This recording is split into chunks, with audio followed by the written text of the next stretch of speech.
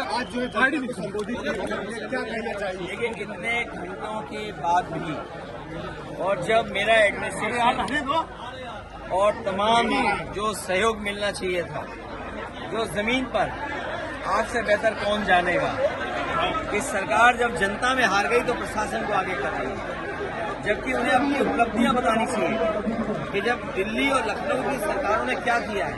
लेकिन आजकल दोनों इंजन टकरा रहे हैं, न केवल इंजन टकरा रहे हैं, उनके नारे भी टकरा रहे हैं। अगर लखनऊ वाले नारा कोई दे रहे हैं तो दिल्ली वाले उस नारे को नकार दे रहे हैं। वही बुनियादी बातें, खाद उपलब्ध नहीं है, किसान की आय दोगुनी नहीं हुई, महंगाई बढ़ी हुई है। इन्होंने हार के डर की वजह से जो अपना इनका इंटरनल सर्वे है और लोगों की चर्चा जब हुई और उसकी भनक पड़ गई कि लोग इन्हें वोट डालेंगे इनके खिलाफ, तो इन्होंने चुनाव की तारीख बदल दी। तारीख बदलने का कारण क्या हो सकता है? अपना हार की डर की वजह से इन्होंने चुनाव की तारीख बदल दी।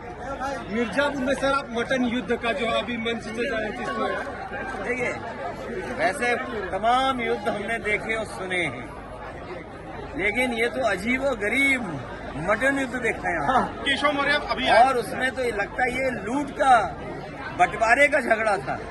तो जो झगड़ा बंटवारे का ऊपर है वो आपको मटन युद्ध में दिखाई दे रहा है। अच्छा, केशव मौर्य अभी आए थे, बोले कि अखिलेश यादव प्रशासन के ही दम पे ये चुनाव लड़ रहे हैं। इसलिए मैंने कहा, प्रशासन से मैंने यही कहा है कि बाबा साहब भीमराव अम्बेडकर जी को याद कीजिए, उन्होंने हमें एक वोट डालने का अधिकार दिया है।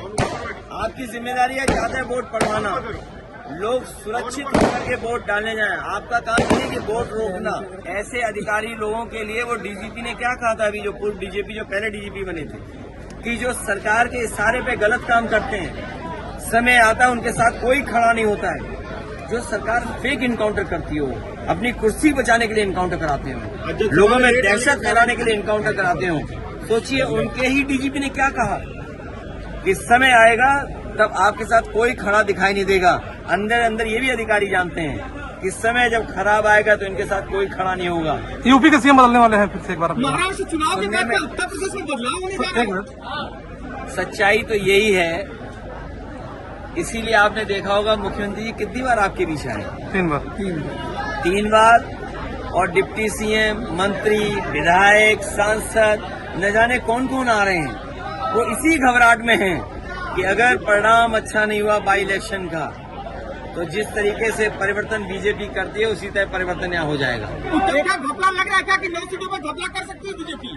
प्रतिशत के हिसाब से देखेंगे तो 100% समाजवादी पार्टी इंडिया गठबंधन जीतने जा रहा है। और सीटों का हिसाब किताब देखोगे तो 9 की 9 सीटें गठबंधन समाजवादी पार्टी जीतने जा रही है।